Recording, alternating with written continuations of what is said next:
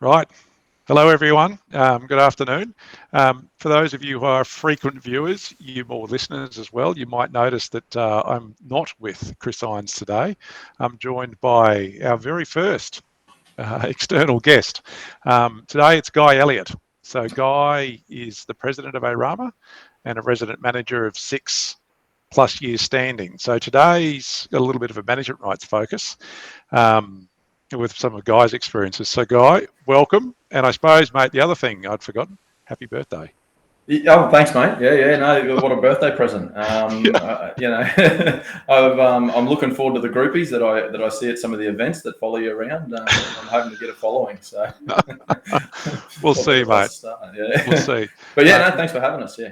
You are most welcome, mate. And thanks for coming. So today, everyone, and Guy's a little bit like Chris and I are in the sense of why we're doing these things. It's really to help people out with stuff they might not know, and like from Chris and my perspective, it's about probably trying to give people some understanding of the legal position on things. And I know Guy, as the president of ARAMA, clearly isn't in it for the money, and certainly gives a fair bit back to the management rights community. So today, and let me declare a conflict. Guy and I are both golf tragics, so we have played a little bit of golf together and we have practiced and rehearsed this. But when we do that, we're talking about, what really would help people out there. And the context for today is from Guy's perspective.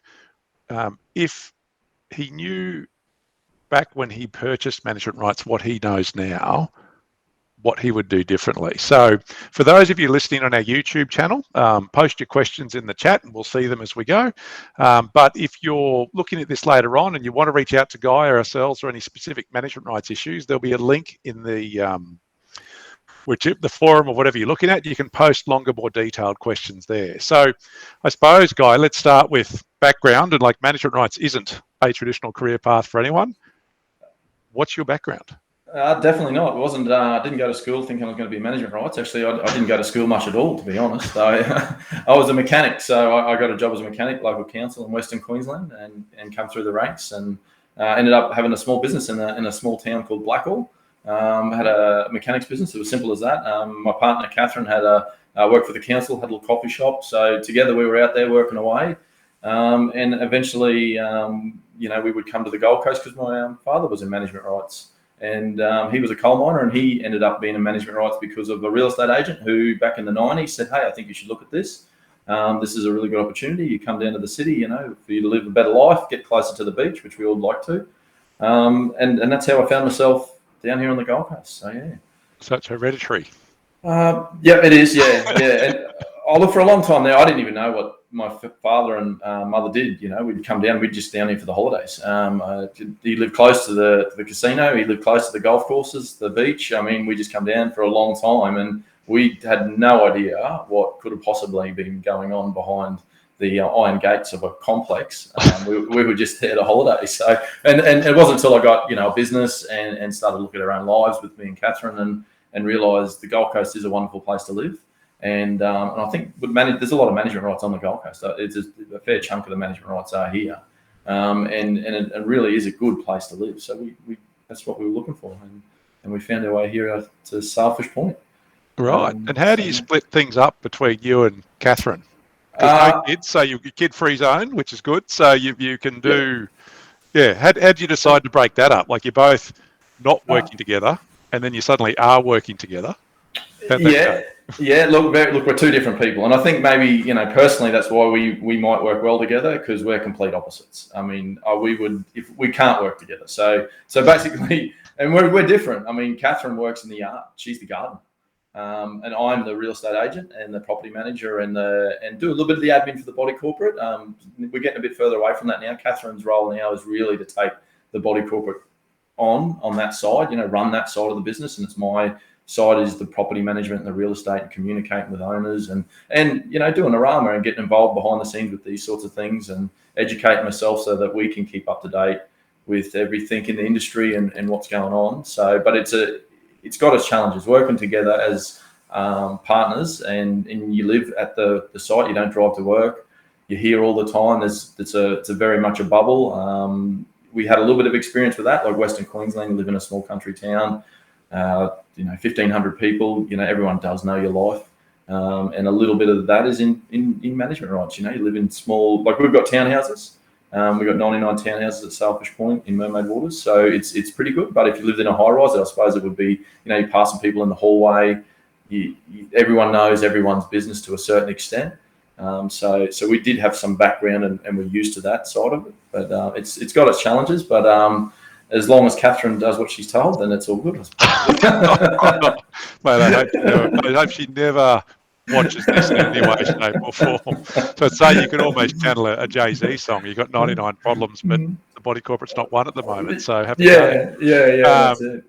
So 99 problems, 99 units, permanent complex. Did you think about holiday, or you were always heading towards permanent? Actually, like a bit of our back, we've actually done a bit of holiday. So Catherine actually run a holiday resort in Canada, a place called Big White, and she was the manager there, and I was the maintenance guy. I got a truck. We went over and done the backpacking thing. And being a mechanic, you don't just fix cars. You can fix anything. Once you get that skill. So we had some experience with holiday. So and then through my father and understanding his business a little bit more, and we looked into it. It was more permanent for us. It was more of a lifestyle choice. It wasn't, and I think you might know the statistics a bit better. Permanent might be about 8 years average, and holiday might be 2 or 3.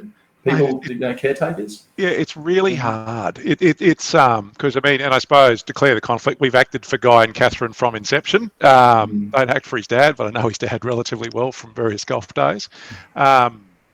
It's really hard statistically to try to figure out A, how many management rights are out there, and B, how often they turn over. We used to do it by transfer fees, because transfer fees would be applicable if you'd done well. Actually, no. Now it's easier because transfer fees applicable on an assignment if you sell within 2 years of buying. And hand on heart, we don't see that very often at all. Yeah. And beyond that, there's no publicly available database of management rights or the transactions. So on RP data, you see what happens with property, but management rights is off the grid. So as best I can tell anecdotally, I think people are staying in them longer. And I hope, and mate, I think you'd probably be the same, is it's because of things like this where information's more readily available about what they actually are. Because if you're sold the go to the golf course, go to the beach dream, like that's not realistic, is it? It's not, and I think that's back in the early days. And I remember when I first got to management rights. I mean, one of the stories my father first gave me was back in the 90s. You were basically sold the golf course. You were sold the lifestyle of being on the golf course, being at the beach, having all this time. And the reality is, there is a lot of work. it's not all it's all not all roses. When you buy management rights, if you're watching this and you're looking to get into a management rights, there is a lot of work. It's manageable, and it's I wouldn't say it's something that's a massive challenge. You can get it done, but don't think that if someone's going to pay you a substantial body corporate salary, don't think that there's not that much work in it. That when we looked at management rights, we understood if the body corporate salary was up over the 150, 200, plus, that there would be a lot of hedges. There'd be a lot of work. You'd be out in the garden slogging away, because that's why you're getting paid that money. Is to look after the place. And I think that got lost in the early days, and more now with education and the information. I think Arama does a lot of good work, training managers up to give them information on the structure they need and the processes that are involved in, like high rises and building, looking after fire, and all the problems that come with high rises, and then looking at what we got like in townhouses, just the safety side of it, and managing the people and managing the owners, and the body corporate manager and the committee and all the ins and outs of it is a challenge. So you definitely you're definitely some work involved. Absolutely. No doubt about that. I think, like for me, show my age, but so we'll show our age a little bit. Ever since the GFC arrived in 2008, people have been looking for value, and that's just as applicable to lawyers as it is to management rights owners. You're getting paid relatively well for what you do. People want to see the value in terms of what you're actually doing for that. So absolutely, you get a big salary and think it's just going to be beer and Skittles. It is not the case.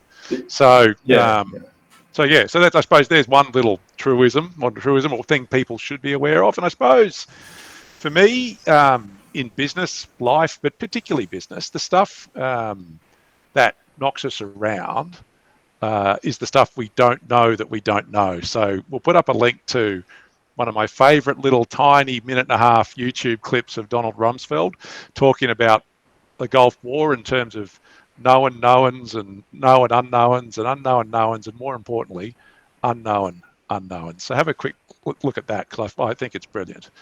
And for me, and this is just as applicable to me as it is to what we're talking about today with Guy, it's the things that you stumble blindly into without knowing they're actually a risk that can cause you the most grief.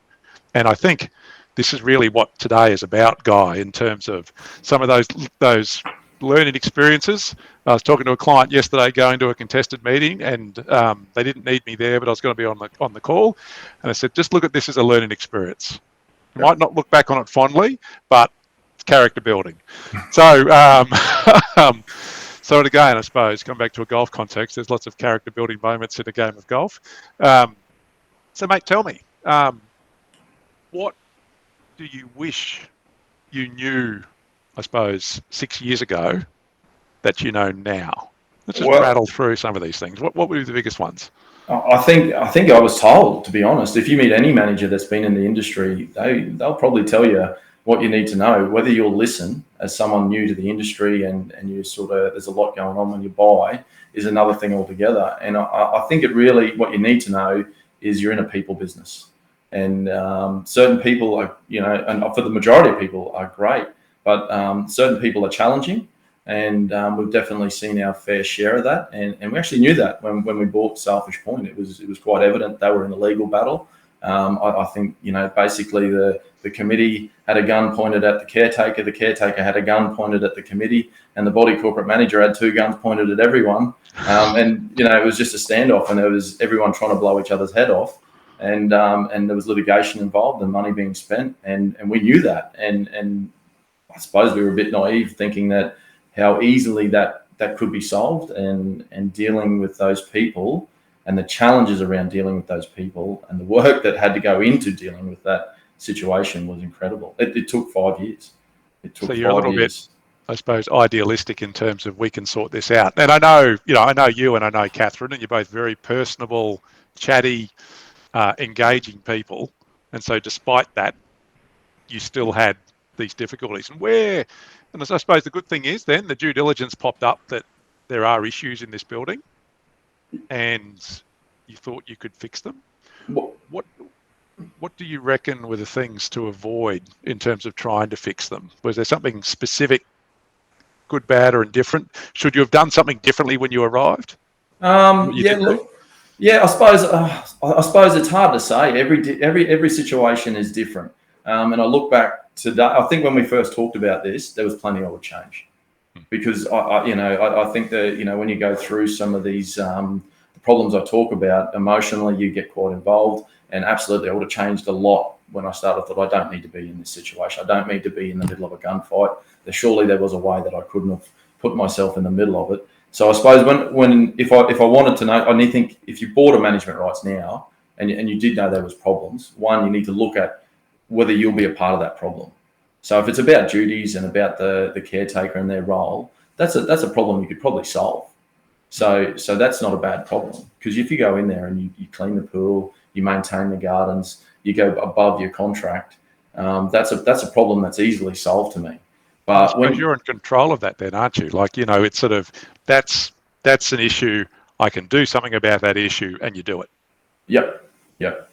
And where it's different though is when you want to change committee members. Let's say you want to go into a complex and you want to change committees. You maybe want to even change body corporate managers, or you want to get really entrenched in the day-to-day activity and things like owners maybe want, like at our scheme, a certain owner wanted their own private boat pontoon jetty, and I didn't take that to task, but I took that motion on and educated my owners.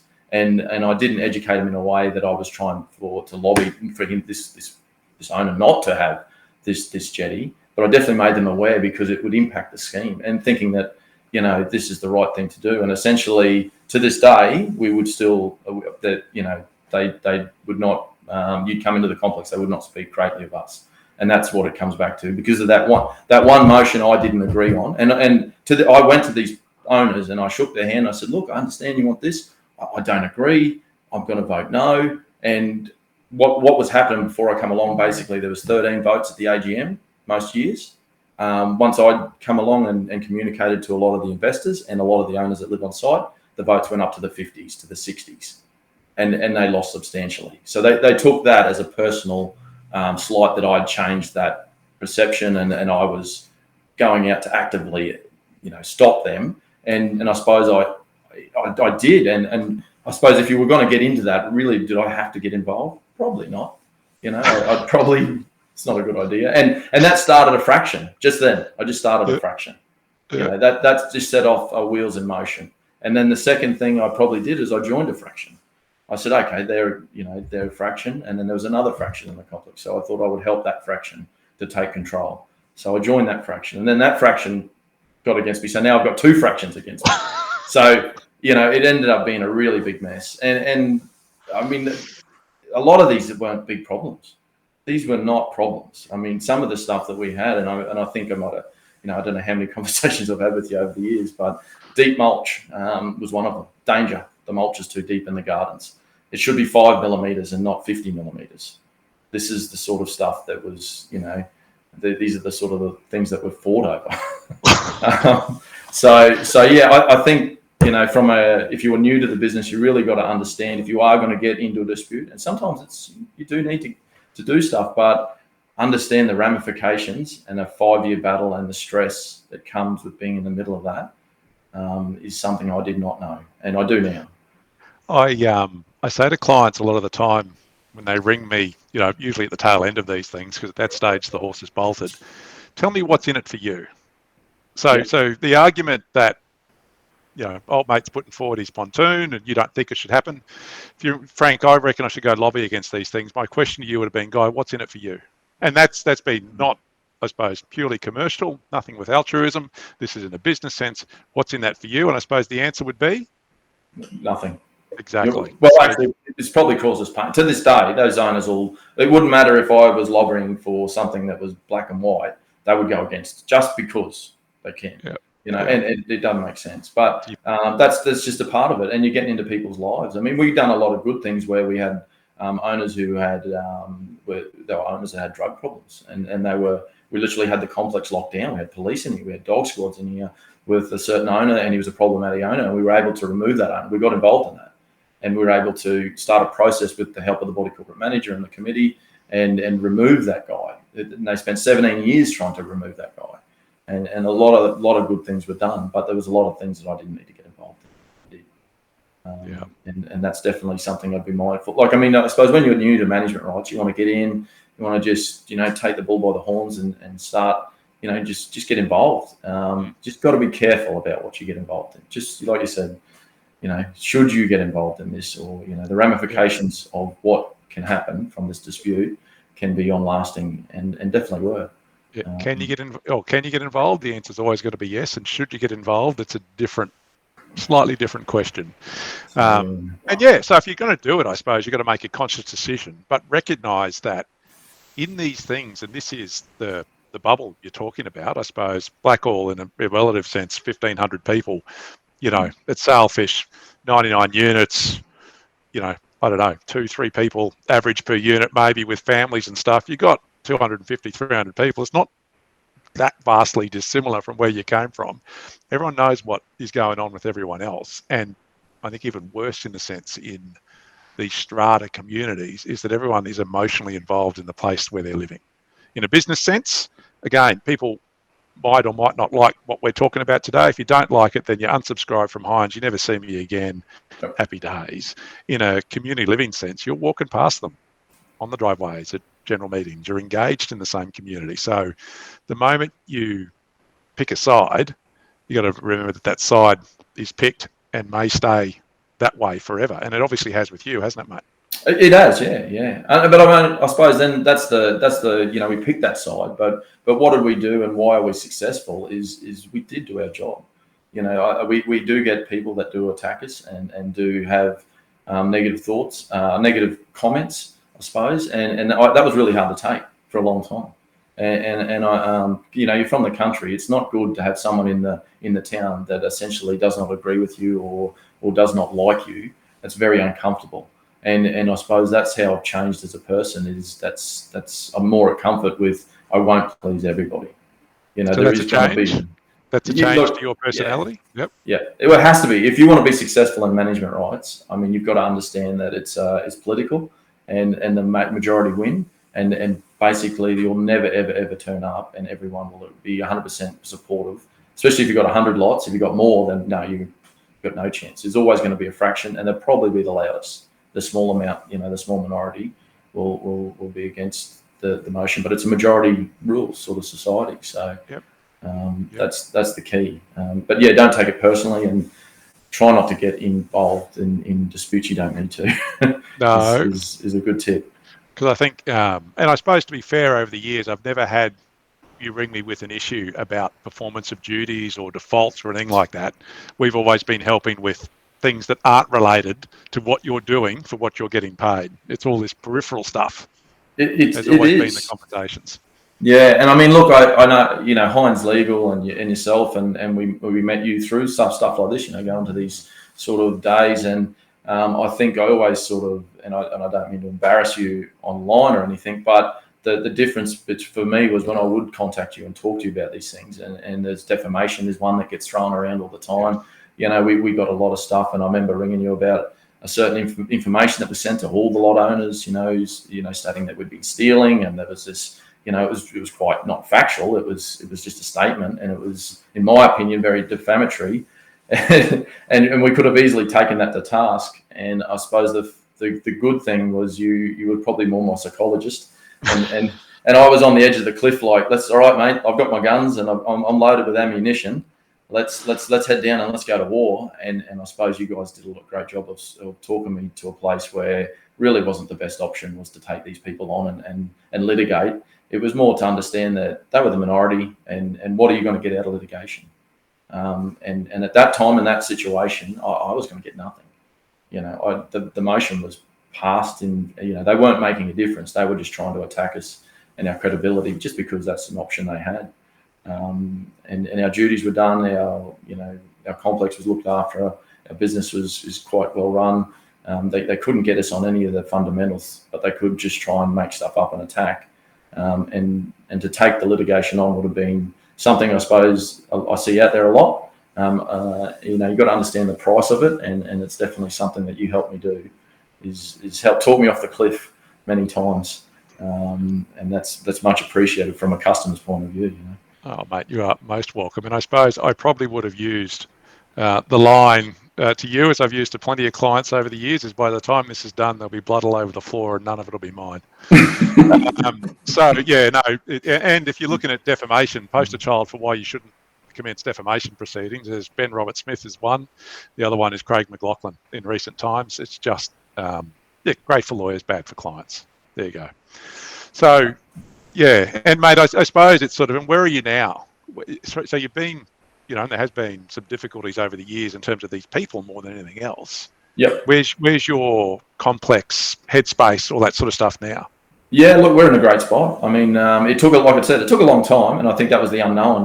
We thought we could solve these problems in months, and really it took years. It took 5 years. So finally, the last year, and we've had a good committee for a long time, and we've had a good body corporate manager for a long time, and over through that process now, we're sort of out the other side where our AGM, I think, took 4 minutes this year.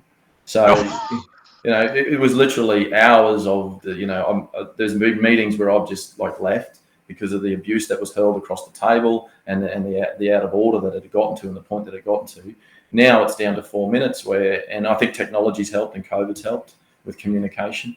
And that's where we're at. It's we've got a functioning body corporate that works well, and now we can spend our time focusing on the complex and improving it. I mean, the thing you don't understand, if there's owners or if there's lot owners looking at this, and you have got disputes, and if you're going to attack the caretaker and bog him down with litigation, well, there's a fair chance that they don't have any extra time in their day. So now we've got extra time. We can go the extra mile and start looking at stuff that to improve the future of the complex. Before, we were just trying to stop the complex from drowning. They were running out of money, and that was quite evident. And now we've got good funds in our sinking fund balance. The place has been run well. Now it's time to look at things that need to be fixed and start that process. And that's a lot easier when you've got your body corporate manager, your committee, and your caretaker all on the same page. That's where you need to be. That triangular management, isn't it? If everyone is working together, you are going to get a truckload better outcomes than one of the legs being slightly broken or wobbly, isn't it? Yeah, look, and it's an Arama sort of thing. Trevor, our CEO, he'll do a lot of speeches and he'll talk about that. If the caretaker isn't doing their role, then yes, you need to find a way to fix it. Litigation isn't the answer. Mediation is definitely the answer. And from a caretaker's point of view, you've got to give. You shouldn't have your contract out at the first meeting saying, "Oh, I'm only going to cut the trees to this height. I'm only going to pick up this many leaves for this many hours. I'm only going to do this." There's a job to be done. If you do your job, that's you're solving your part of the puzzle. The other part of the puzzle is owners and body corporate managers side of it. And the body corporate managers, honestly, they should get a medal for the amount of abuse and stuff that they get, because it's a really tough thing. I mean, they only hear from owners when they're disgruntled. And a lot of the times owners will ring up and have little information and little knowledge about what they're talking about and take them to task. And it's tough for them. A body corporate manager has 40 so buildings on their books, maybe, and owners need to understand this process in body corporate a bit better. And then committees, committees are, and I've heard you and Chris talk about it, and it's great education, but there's no requirement to be a committee member other than you're a lot owner. Unfortunately, in my opinion, and it might not be popular, but not all lot owners would be good on committees. You've got to be a good communicator. You've got to be able to mediate with the caretaker, the body corporate manager, and your other lot owners. And sometimes that involves following the law and litigation in small sense, but sometimes it's common sense. It's, how can we solve this problem of this guy parking in the road, in the wrong spot? Well, one of them is to go and have a chat to him. And most caretakers, if you approach them the right way, they will be happy to do that. It's not a part of their duties to go and take that on, and it's not, not something that they have to do. But it's if you can communicate and work together. And there's situations where there's certain people where, like we've spoken about, I don't have a good relationship with. So it might be another member of the committee that does have a good relationship with them, and they can go and have a chat. And then if you've tried all of those avenues, then you might need to look at the bylaws and enforcing them. But litigation isn't the answer. Getting the guns out first. Absolute last resort, mate. Could not agree more. Yeah. It just is all bad. So if you had one little golden bit of advice for someone looking to buy management rights, and watching this and thinking about, I'm wondering what this industry actually is, what would it be? Yeah, look, I think listen to the people that are in the industry and understand if you're buying a complex with disputes and with some one of those legs of the chair aren't there, solving that isn't going to happen easily. And the stress that comes with solving that is quite a lot. It's a very stressful job, something I knew nothing about, absolutely nothing. And dealing with challenging people, is the best way to put it, is extremely stressful. So it's not to put people off the industry. Look, we've talked a lot about the negative, and it's such a great industry, and 99% of the owners are fantastic. It's that 1%. And for us, what changed was that 1% moved on, they sold, and it changed our life. And so 1 out of 99 was the cause of all of your grief. They were the main cause. Yep. One person can do a lot of damage, and they can cause a lot of trouble. So yeah, look, just understand that it's stressful, but it's a rewarding business when you do get to the other end and you get out and you see the light. So and learning to manage that along the way, because I think every business has its pitfalls, and I think that's the law is the same as management rights. And it's only when you get into it you start to realise what they are, unfortunately, and it's learning to deal with those. Because I don't think there's nothing out there that is risk-free or stress-free.